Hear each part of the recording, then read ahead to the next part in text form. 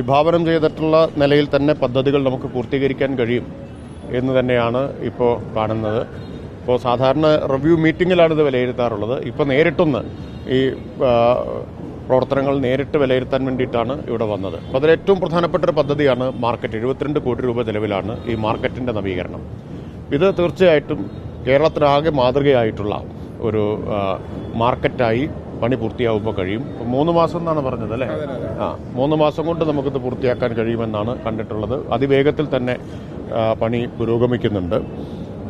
അപ്പോൾ വളരെ ആസൂത്രിതമായിട്ടുള്ള ഒരു പ്ലാൻഡ് മാർക്കറ്റ് എന്ന നിലയിൽ തന്നെയാണ് ഇതിൻ്റെ പണി നടക്കുന്നത്. ഇതിനു പുറമെ സ്മാർട്ട് സിറ്റിയുടെ കീഴിൽ പദ്ധതിയുടെ ഭാഗമായിട്ട് നഗരത്തിലെ ഓപ്പൺ സ്പേസസ് ഡെവലപ്പ് ചെയ്യുക എന്നത് ഇതിൻ്റെ ഒരു പ്രധാനപ്പെട്ട ഭാഗമാണ്. ഇപ്പോൾ രാജേന്ദ്ര മൈതാനത്തിൻ്റെ പണി പൂർത്തിയായി കഴിഞ്ഞിട്ടുണ്ട്. അതുപോലുള്ള മറൈൻ ഡ്രൈവ് വാക്ക് വേ, ഇതൊക്കെ ലോക നിലവാരത്തിൽ ഉള്ള തുറസായിട്ടുള്ള സ്ഥലങ്ങൾ ആളുകൾക്ക് സമയം ചെലവഴിക്കാൻ, പ്രത്യേകിച്ച് വൈകുന്നേരങ്ങളൊക്കെ ചെലവഴിക്കാൻ, വ്യായാമം ചെയ്യാനൊക്കെ ഉതകുന്ന തരത്തിൽ ഉണ്ടാക്കുക എന്നതും ഈ സ്മാർട്ട് സിറ്റിയുടെ ഉദ്ദേശമാണ്. അതുപോലെ തന്നെ ഏതാണ്ട് 40,000-ഓളം LED ലൈറ്റുകൾ വെളിച്ച ക്രമീകരണം ഇപ്പം ഉണ്ടാക്കി കഴിഞ്ഞിട്ടുണ്ട് കൊച്ചി നഗരത്തിൽ.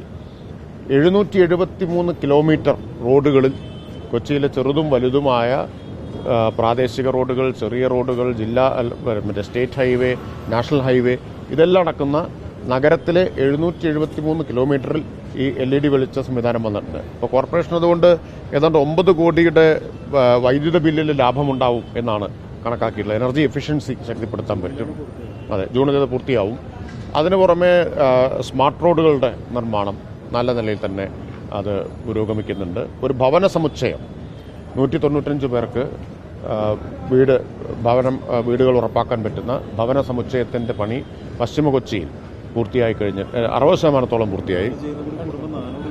അതെ, കോർപ്പറേഷൻ്റെ 400 വീട് നമുക്ക് ചെയ്യാൻ പറ്റും. അപ്പോൾ വളരെ വലിയ ഒരു മാറ്റം സ്മാർട്ട് സിറ്റി പൂർത്തിയാവുന്നതോടുകൂടിയും അതിൻ്റെ പദ്ധതി കാലാവധി കഴിയുന്നതോടുകൂടി കൊച്ചിയിൽ പ്രകടമായിട്ടൊരു മാറ്റം നമുക്ക് ഉണ്ടാക്കാൻ കഴിയും. അതിൽ 1070 കോടി രൂപയുടെ പദ്ധതിയാണ്.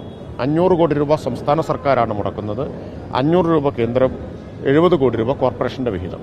അങ്ങനെ 1070 കോടിയുടെ ഈ സ്മാർട്ട് സിറ്റി പൂർത്തിയാവുമ്പോൾ കൊച്ചിയെ ഒരു ലോക നിലവാരമുള്ള നഗര സൗകര്യങ്ങളിലേക്ക് ഉയർത്താൻ നമുക്ക് കഴിയും.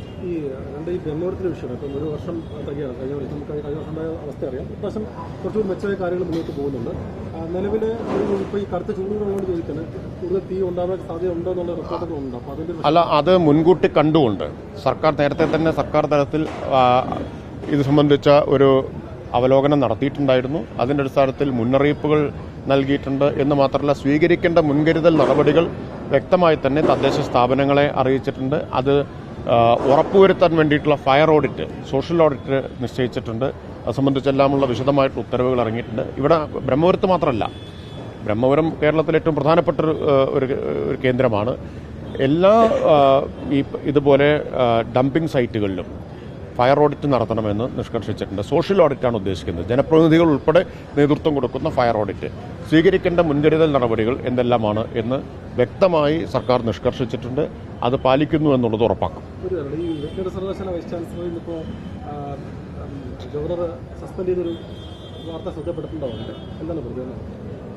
വെറ്റിനറി സർവകലാശാലയിൽ ഉണ്ടായിട്ടുള്ളത് വളരെ ദാരുണമായ സംഭവമാണ്.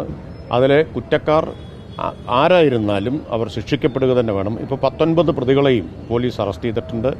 ഒരു തരത്തിലുള്ള വിട്ടുവീഴ്ചയും അക്കാര്യത്തിൽ ഉണ്ടാവുകയില്ല. സർക്കാർ പൂർണ്ണമായും സിദ്ധാർത്ഥിൻ്റെ കുടുംബത്തിൻ്റെ കൂടെയാണ്. പിന്നെ ഇത്തരം കാര്യങ്ങളെ സങ്കുചിതമായ കക്ഷി രാഷ്ട്രീയത്തിൻ്റെ അടിസ്ഥാനത്തിൽ കാണുന്നത് വളരെ ഹീനമായിട്ടുള്ളൊരു കാര്യമാണ്. കക്ഷി രാഷ്ട്രീയത്തിനപ്പുറത്ത് ഇതുപോലുള്ള വയലൻസിനെ കാണാൻ കഴിയണം. ഗവർണറെ സംബന്ധിച്ച് ഗവർണർ കിട്ടുന്ന എല്ലാ അവസരവും മുതലെടുക്കാൻ നടക്കുകയാണ്. അദ്ദേഹത്തിന് ഇതും ഒരു മുതലെടുക്കാനുള്ള അവസരമായിട്ട് അദ്ദേഹം കാണുന്നു എന്ന് മാത്രമേ ഉള്ളൂ. അതുകൊണ്ടുള്ള നടപടിയാണ്, വേറെ ആത്മാർത്ഥതയുടെ ഒന്നും ഭാഗമായിട്ടുള്ളതല്ല. പക്ഷേ ഇവിടെ പ്രശ്നം, ഇപ്പോൾ നമ്മൾ ചർച്ച ചെയ്യേണ്ട പ്രശ്നം, ഇത്തരം സംഭവങ്ങൾ ഇനി ആവർത്തിക്കാൻ പാടില്ല എന്നുള്ളതാണ്. അത് സർക്കാർ പൂർണ്ണമായും ഈ കുടുംബത്തിൻ്റെ കൂടെയാണ്.